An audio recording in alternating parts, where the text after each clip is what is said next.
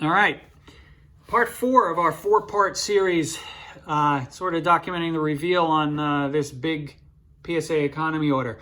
We got some hockey we're going to go through. I got a few from the 70s, a bunch from the 80s, and then a few from the early 1990s upper deck sets that the grades absolutely shocked me because they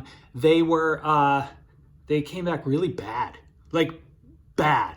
To the point where I was like, geez, I don't know, could I have foreseen that? And, I have some of those I split up between PSA and SGC just to get a little diversification, although SGC, they're just, dropping the ball left and right. But I'm wondering if I'm going to see the same, poor grades there, or maybe, maybe I'm hoping I just sent all the bad ones to PSA. So, all right.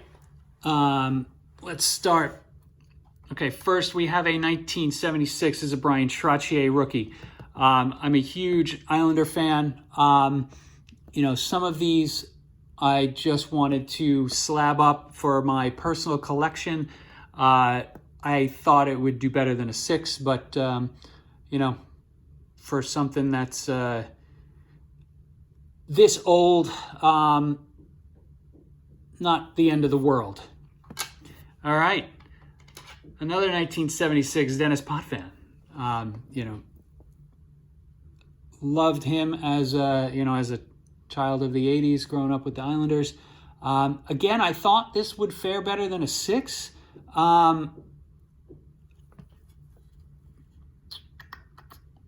Maybe this, we got some marks on the back. The back's pretty off. But you look at the front, maybe there's some stuff on the surface that I'm not seeing too. I got to be more, I have to be more careful with the surface, with looking at the surface of these cards. All right, another 6. 6s are wild right now with the Islanders from the 70s. This 1979 Topps set is absolutely one of my favorites of all time. Again, they're really hard to get in good condition because the blue borders chip easily, and the centering, the cut of these are just, again, embarrassing. But, in the olden days, right, there wasn't really good technology in terms of cutting. So we got 2 Mike Bossies here, an 8 and a 6. Okay, I know.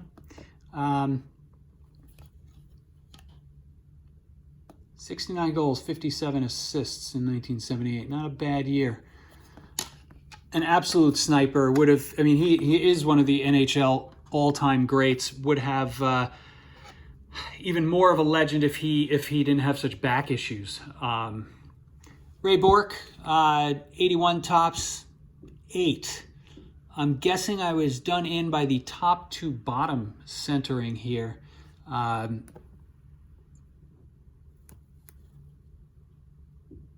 I don't know. All right. Cool. We're going into staying in 81. Bobby Clark, Hall of Famer. Anybody who was not a Flyers fan probably hated him. All right, we got an 8 and a 7. Okay. Again, I thought the 81s were going to come back almost 8 minimums, but clearly I was wrong. Okay, we got a couple of Wayne Gretzky's. These came back 6s. I'm guessing, if I'm looking at this corner, that definitely knocks me down a bit. This looks like it's got pretty poor edge wear on the bottom here, and with this guy, would definitely way off top to bottom. But a little surprised by the 6s, but probably seem fair at this point. 1982 O-Pee-Chee, Wayne Gretzky in action, 4. Man, I know this one wasn't in great condition. We've got a little ding there. You got some edge wear up here, and I thought, just the way that O-Pee-Chees tend to be cut, sometimes they have a rough cut. I don't want to say by design, but in general, maybe that took this down. This is again, I love the Gretzky cards, especially when he's got action shots. They're some of my favorites. All right, going into 85 tops. Gretzky's, you're noticing. All right, we got 2 9s here, so those came out pretty nicely. Good examples. Again, you know what? PSA would have been happy with a couple of 10s here. You know, I don't know what you've been looking for, but but obviously the cards that were executed from my basement, not as perfect as, you know, they're not 10 worthy. So here's a 86 tops Gretzky and an 8. I broke up a set that I had. Here's Patrick Waugh, rookie, in an 8 and a 10. This is a really pricey card. I think you see the left to right centering definitely, and you know, the edges on the bottom. I think the 8 makes sense here. Alrighty, 86 tops Mark Messier, an old nemesis of the Islanders, you know, in his days at the Rangers. This one got a 9. This is, you know, this is a pretty card. He always looks pissed off, which, you know, again, I hated Mark Messier. If he was on the Islanders, he would probably would have been my favorite player, but, you know, I hated him because he wasn't. And he brought the Rangers their first Stanley Cup since 1940 and kind of ruined the chant, the 1940 chant that we used to have at the Coliseum. Lemieux, second year, 87 tops. These both came back in 8. Definitely off center. The rest of the cards, you know, in really good shape. I don't know. I was kind of hoping these things would come back as 9s. I didn't expect 10s on these, but you know, no such luck. Alrighty. Lemieux. Second year Lemieux, 8s. Here's an Adam Oates rookie, 87 tops. Again, one of the all-time great assist men.